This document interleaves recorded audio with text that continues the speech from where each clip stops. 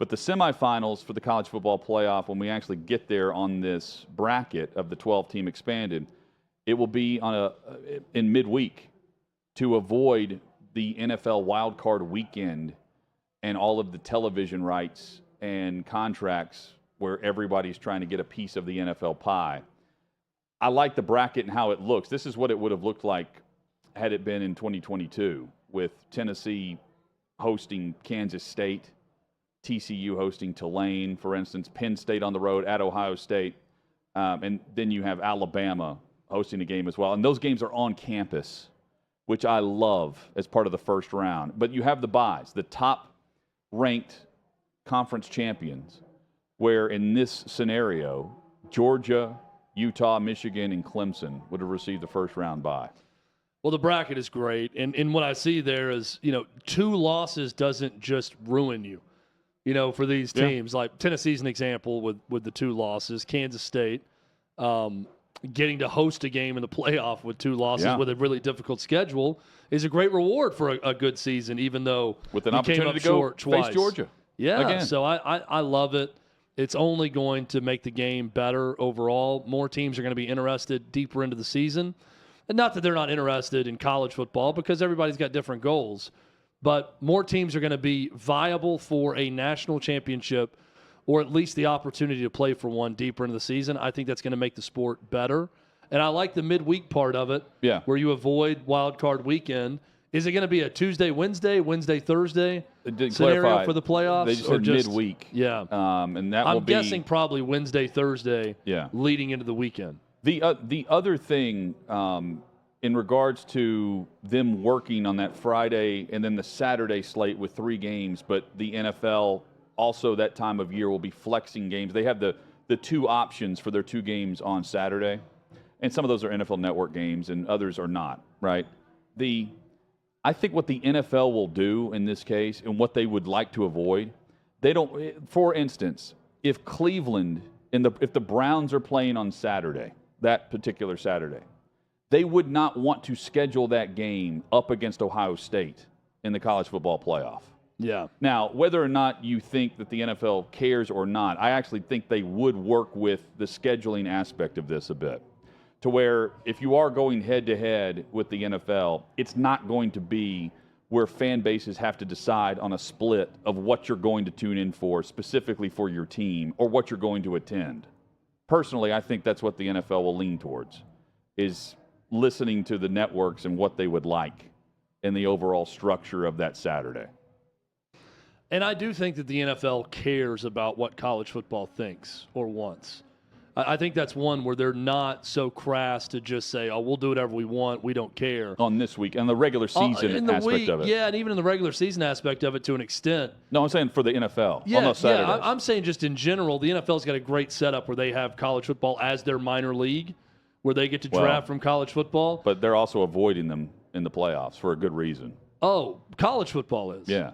No, I agree with that. But I'm saying I think the NFL likes working with college football also on what makes sense. For the reason you said, Browns, Ohio State, and you could pick up other examples. By the way, that'd be a huge conflict for our guy Tyler over here, who's a fan of both. But I mean, a lot of teams like that. Yeah, I don't think they want to split that and, where you have to choose one or the other. I think they would try to make it where you have an amazing triple header, so to speak, where on one network, and it could be the same network, by the way. ESPN's going to have the right of first refusal with this, but they also could grant the right of another bid coming in. So you could hypothetically have Ohio State playing in the college football playoff leading into the Cleveland Browns game. Yeah. Potentially. I'm not saying that, I'm thinking the Browns are one of those teams that get flexed. I think you see where I'm going with it. Just pick your state. At the simplest level of this, it just gives us more games that are so important. Yeah. That are drama-filled, that are win or season is over. It gives us more of those opportunities.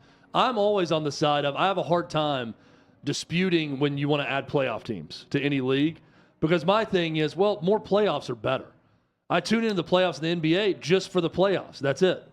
But for every sport, I've never looked at it and said, man, these extra playoff games are really bothering me. Playoffs, good. More playoffs, to me, are good.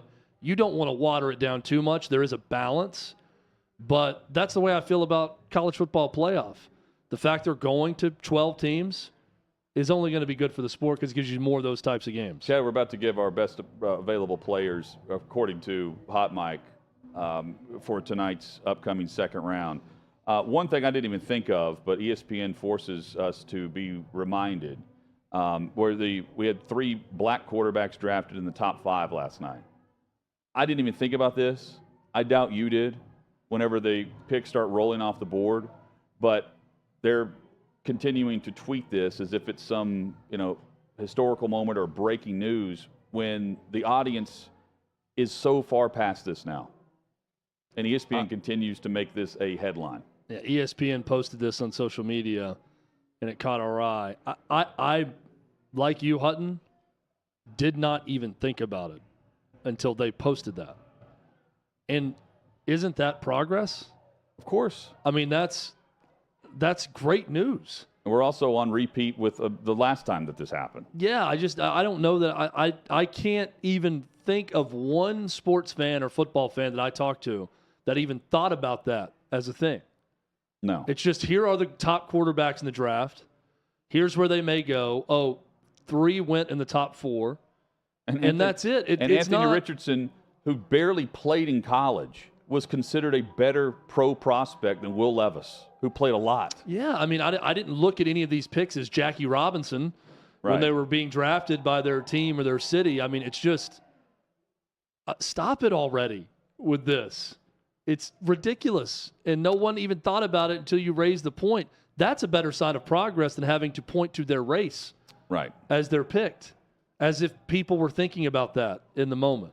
It just gets old. And the highest paid quarterbacks in NFL history are also black. But again, that's not something I'm even thinking about with Lamar Jackson and Jalen Hurts, but that was also mentioned through ESPN over the last couple of days. Chad, the top 5 players for me that are still available. I may surprise you with one name, because I doubt you're going to mention him. But let's start with the obvious ones for me. Brian Branch, the safety out of Alabama, to me is the best player available right now. Plug and play. I'm instant starter. Open field tackling.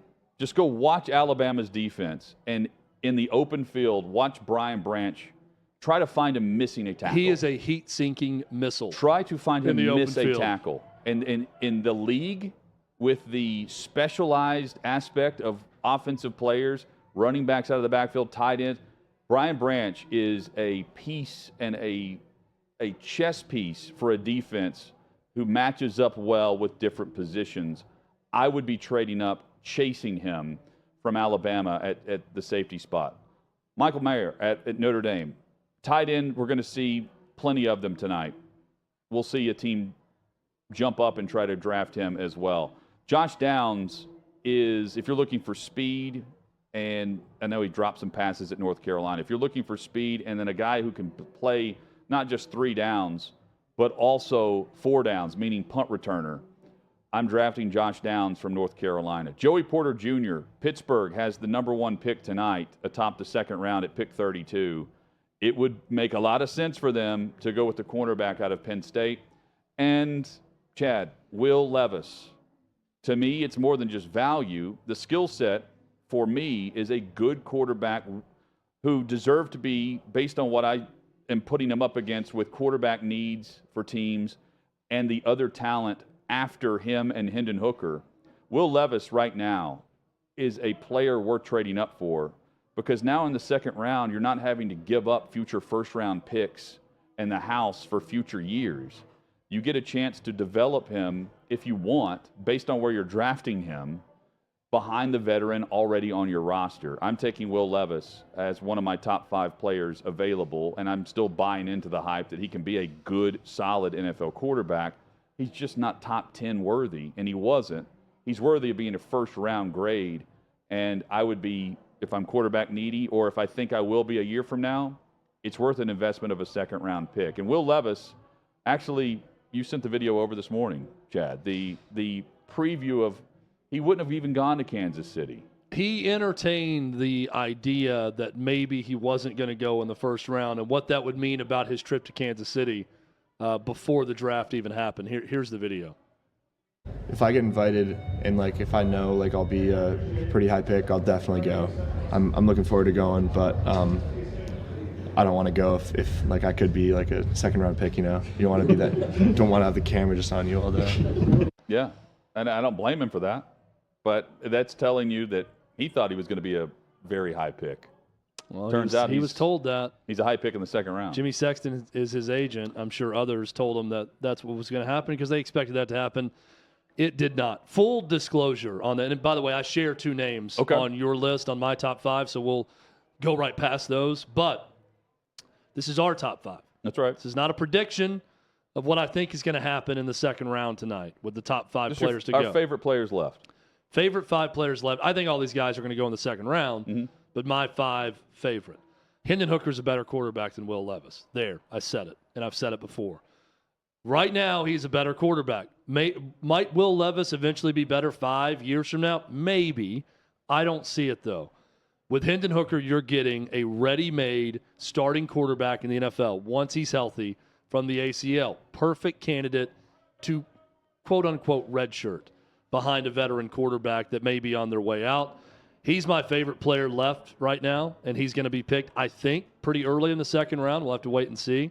Hutton, I agree with you on Michael Mayer. I know Colin, our producer, also agrees with you on that. Most complete tight end. I don't think he's the best pass catcher. I think that's Dalton Kincaid. That's why I love that pick for the Bills. But you're getting a great player with Michael Mayer, and I think that is a candidate for someone to trade up and get, maybe the Tennessee Titans, maybe someone else in a possible move up to draft Michael Mayer. Another tight end that I love, this is a tight end heavy second round. Yes. There's some really good ones. I love Darnell Washington. The dude is a giant. He is a 6'8" tight end, 6'7", 6'8", huge guy, great athlete.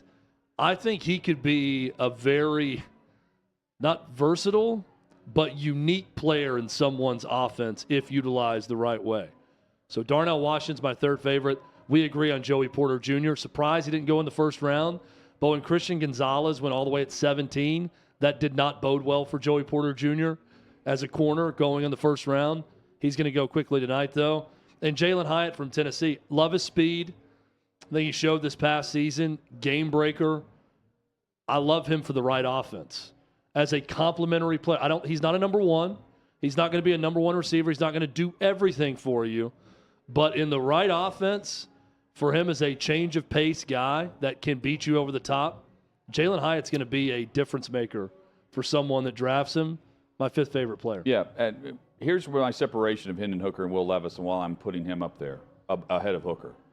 Jalen Hurts is entering his 4th season and just signed a $255 million contract, and Hendon Hooker's older than him. Josh Jacobs and Devin White, they're entering their 5th season. Hendon Hooker's older than them.